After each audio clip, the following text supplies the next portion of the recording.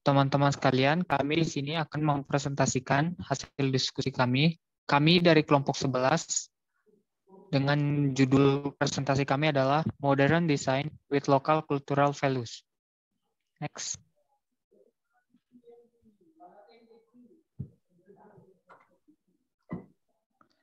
Ya, sebelum itu kami akan memperkenalkan nama anggota dari kelompok kami. Yang pertama itu adalah Denny Sejahtera dengan NRP 1822026.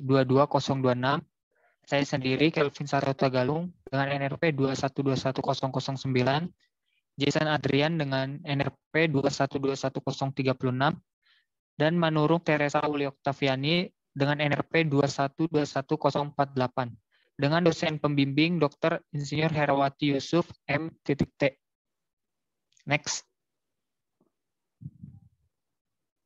Ya, sebelumnya kami akan mempresentasikan adalah keunggulan dari ide kami tersebut.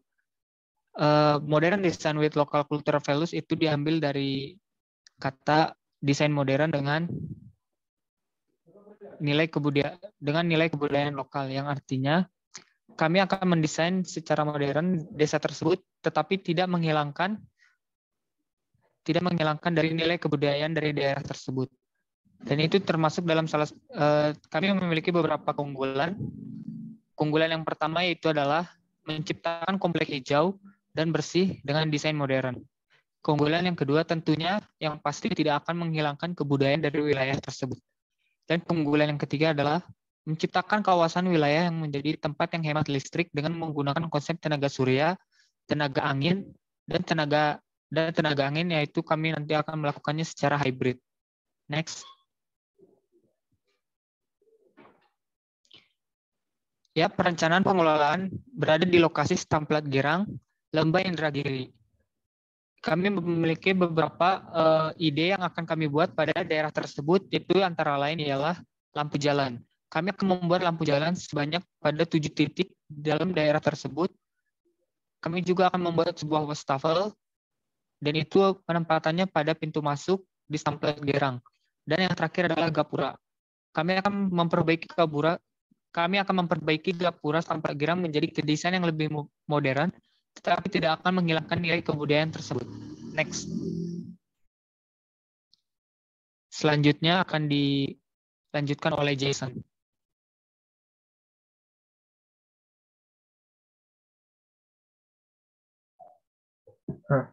Jadi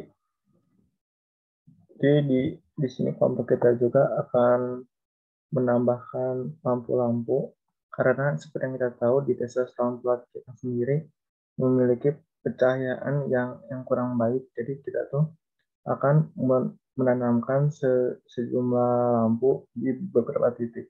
Jadi untuk yang pertama ada di sebelah kiri pada 4 rumah pertama dari pintu masuk. Lalu yang kedua ada satu lampu sebelah kanan pada 8 rumah pertama dari pintu masuk. Lalu yang ketiga, satu lampu sebelah kiri pada di antara rumah warga dan masjid. Yang keempat, satu lampu sebelah kanan pada di antara rumah warga dan perpustakaan. Yang kelima, satu lampu sebelah kiri pada di antara rumah warga di belakang saung atau gazebo. Yang keenam, satu lampu sebelah kanan pada di antara rumah pembibitan dan lahan perayaan. Lalu yang terakhir, satu lampu pada saung atau gazebo. Selanjutnya saya akan menjelaskan tentang sumber listrik untuk desa tersebut. Seperti pada gambar di samping, kami akan menggunakan pembangkit listrik tenaga hybrid, yaitu pembangkit listrik dengan tenaga angin dan pembangkit listrik dengan tenaga matahari. Pembangkit listrik tenaga angin merupakan pembangkit energi listrik yang mengubah energi kinetik angin menjadi energi mekanik oleh turbin dan diubah lagi menjadi energi listrik oleh generator dengan memanfaatkan kecepatan angin yang menggerakkan turbin. Sedangkan pembangkit listrik tenaga surya merupakan sebuah teknologi pembangkit listrik yang mengkonversi energi foton dari radiasi matahari menjadi energi listrik. Tujuan penggunaan pembangkit listrik tenaga hybrid, yaitu untuk mendapatkan daya guna optimal dengan memadukan berbagai kelebihan dari 2 atau lebih jenis sistem pembangkit tenaga yang bekerja secara terpadu sebagai suatu sistem yang kompak. Nah, selanjutnya sistem pembangkit ini kami akan menggunakan sistem pembangkit hybrid dengan Arduino sebagai dengan mikrocontroller adalah sistem mikroprosesor lengkap yang terkandung di dalam sebuah chip. Komponen pembangkit tenaga hybrid dengan menggunakan mikrocontroller adalah sebagai berikut, yaitu ada Arduino Uno, motor servo, driver motor, baterai, dan inverter. Selanjutnya akan dijelaskan oleh teman kami, Teresa.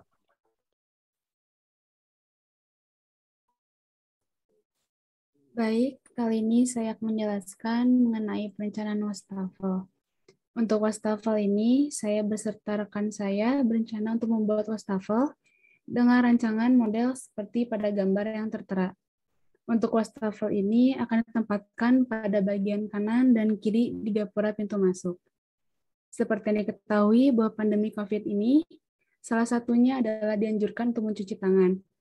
Dan kata rekan saya yang sebagai perwakilan ke desa tersebut, ia tidak menemukan adanya wastafel. Maka dari itu kami berencana untuk membuat wastafel tersebut. Bukan hanya karena pandemi, wastafel ini dapat digunakan untuk para pengunjung yang tangannya kotor karena memegang sesuatu, atau saya melihat adanya saung untuk para tamu di depan dekat gapura. Nah, wastafel tersebut bisa digunakan untuk para pengunjung yang seperti habis makan di saung tersebut dan membutuhkan air untuk mencuci tangannya.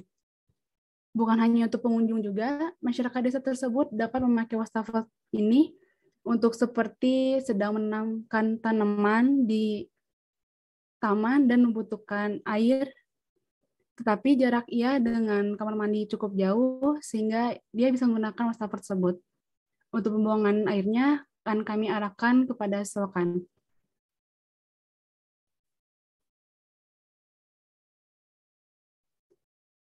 Untuk perubahan gapura akan saya jelaskan kembali. Perencanaan perubahan gapura akan kami buat seperti pada gambar yang tertera sebelah kanan.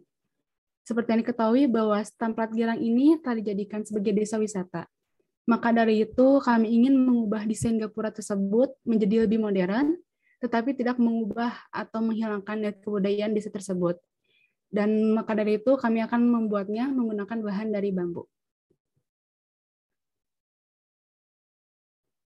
Sekian presentasi dari kelompok kami. Mohon maaf jika ada kesalahan kata. Terima kasih.